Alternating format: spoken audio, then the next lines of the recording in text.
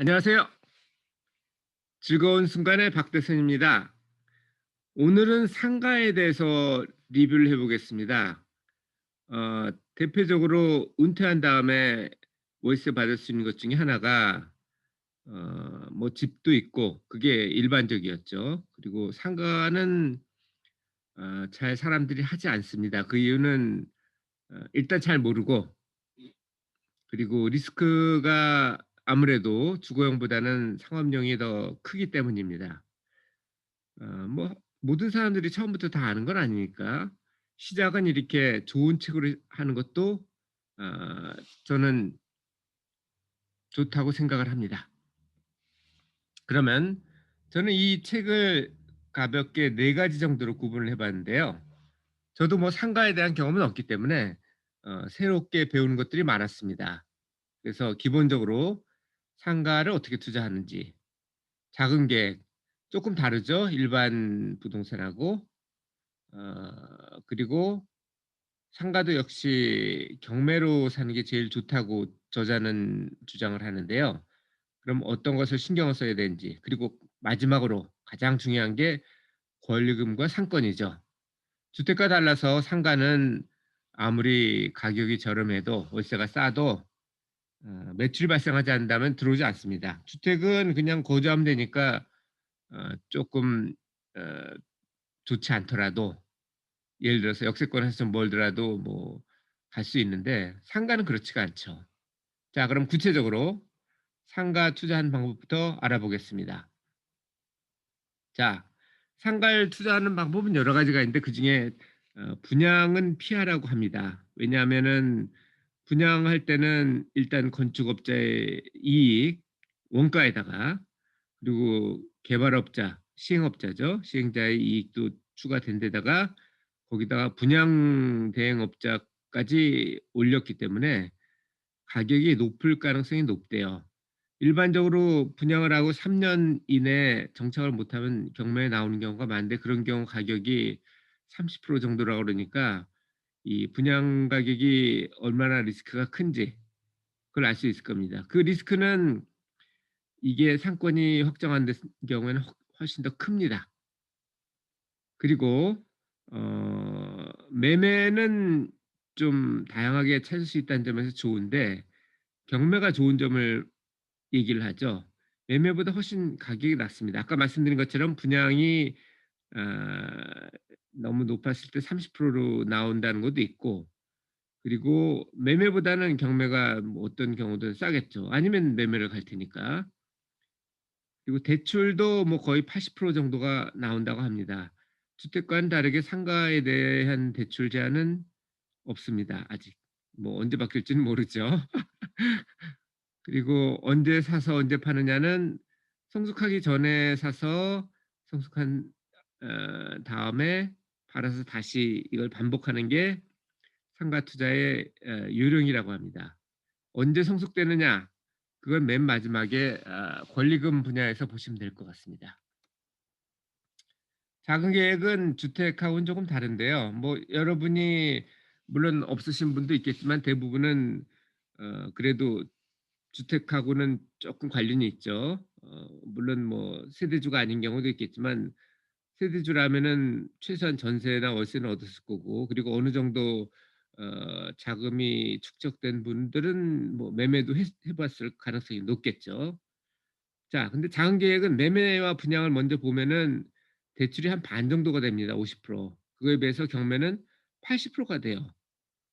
그래서 30%만 준비를 하면 된다고 그럽니다. 그러니까 보증금 10%, 잔금 10%, 그럼 100%가 되는데 왜 10%가 더 필요하냐? 취득 경비가 필요하죠. 등록세, 취득세, 뭐 이런 것들이, 뭐 법무사 비용 뭐 이런 것들이 쭉 드니까 그거 한 10%로 해서 어 30%의 경매가, 낙찰가의 30% 정도가 필요하다고 합니다. 그리고 좋은 점은 경매를 통하면 권리금이 소멸돼요. 그래서 권리금 있는 점포보다 임대료가 좀 더 높아질 가능성이 있겠죠. 그리고 일부 보증금으로 회수를 하면, 그러니까 임대차 할 때 보증금으로 회수를 하면 그거, 그 30%를 필요한 자금을 단기간은 30%가 필요하지만 장기적으로는 쪼끔 줄일 수 있습니다. 뭐 적게는 20% 까지로 줄일 수도 있다고 하네요. 매매 같은 경우는 반대로 대출 50% 면 60%가 필요하겠죠.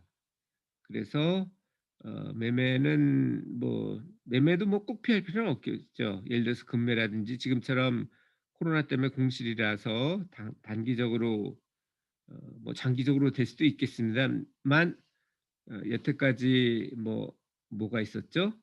예전에 패스트도 있었고 스페인 독감도 있었고 그 부동산에 미친 영향은 1-2년 정도였습니다. 그래서 이번에도 역사가 반복된다고 한다면 1-2년 정도 그냥 공실 보고서 싸게 사는 방법도 있겠죠. 그러니까 금매도 피할 필요는 없어요. 문제는 싸게 사는 거고 두 번째는 자금이 없는 분들은 대출을 많이 받는 겁니다. 그래서 경매를 추천을 하고 있고요. 일반적으로 임대료는 평균 매출액이 한 17% 정도라고 합니다. 그래서 매출액이 많은 업종을 위치하는 게 좋습니다. 예를 들어서 미용실 같은 경우는 뭐 낼 수 있는 돈이 한계가 있대요. 한 80만 원 정도 평당. 그거에 비해서 병원 같은 경우는 300만 원까지 낼 수도 있다고 합니다. 그래서 지금 또 나오죠. 어떤 곳에 사야 되느냐. 입주한 데가 병원이거나 약국이거나 뭐 대기업 뭐 여기에는 프랜차이즈도 포함될 거고 편의점도 포함되겠죠. 이런 것이 입주한 데가 좋은 곳이라고 합니다. 그 빌딩으로는. 그리고 지역적으로는 권리금이 형성된 곳에 하셔야 되는데 왜냐하면 권리금이 형성된다는 거는 상권이 있다는 얘기고 공실이 발생할 확률이 낮다는 얘기죠. 권리금이 어느 정도냐 그거는 맨 밑에 보면 감정원 지금은 뭐 부동산원으로 이름 바뀌었죠. 이 그림에서 보는 것처럼 R-1이라는 부동산 통계 정보 시스템을 보면은 지역별로 권리금이 어느 정도 형성이 되는지 어 이런 것들이 나옵니다. 뭐 이건 구체적인 내용은 아니고요. 간단하게 볼 수 있는 거고 구체적인 내용은 뒤에 인제 상권에서 다시 나옵니다. 그리고 주의하실 게 경매는 인도 명령이 가능한데 공매는 인도 명령이 안 된답니다. 이거는 어 명도 소송을 하면은 기간이 2배나 들죠. 그래서 7-8 개월 정도 잡아야 된다고 합니다. 매도는 양도세를 고려하면은 뭐 당연히 2년 이후가 돼야 되겠죠. 그전에는 단일세인데 이전 2년 이후가 되면은 이게 누진세가 되기 때문에 금액이 작을 경우에는 훨씬 더 좋습니다. 금액이 커도 기간이 지나면서 줄기 때문에 2년 지나기 전과 후는 다릅니다. 아까도 말씀드렸지만 재산세가 주택의 3 배입니다. 그런데 이게 지금은 의미가 별로 없어요. 오히려 종부세 때문에 주택보다 재산세가 더 낮을 가능성이 높습니다. 지금 제가 유학 와 있는 캐나다 같은 경우도 주택 같은 경우는 이제 뉴펀들랜드 기준입니다. 주별로 다 달라요. 뉴펀들랜드 기준으로 하면 재산세는 주택 같은 경우 0.7% 거든요. 근데 어 상가는 2%입니다. 거의 3 배죠. 그래서 한국도 예전에는 그걸 따랐는데 지금 종부세 뭐 지금 6% 까지 때리죠. 6% 에다가 농특세까지 가산하면 7.2%가 되는데 그걸 고려하면 주택이 훨씬 높습니다. 그래서 어쨌든 알고는 계셔야죠. 뭐 그게 무리한 거라면은 없어질 수도 있으니까 장기적으로는. 자 그러면 가장 중요한 권리금과 상권에 대해서 얘기를 하겠습니다. 상권 형성에는 평균적으로 8년 정도가 걸린다고 그럽니다. 그러니까 8년 주기로 뭐 시작할 때 들어가서 싸게 사서 형성된 다음에 비싼 건 아니죠. 적정 가격이 되는 거죠.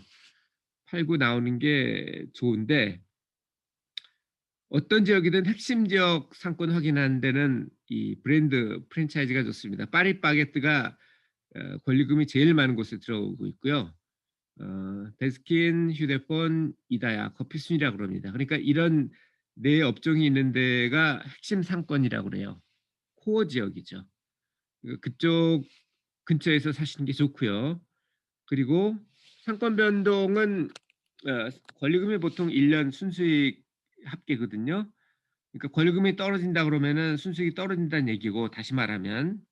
그리고 그러면 임대료도 올리기가 어렵거나 혹은 떨어지거나, 심한 경우는 공실까지 발생할 수가 있겠죠. 그래서 상권 변동을 아까 확인하라고 말씀드렸죠.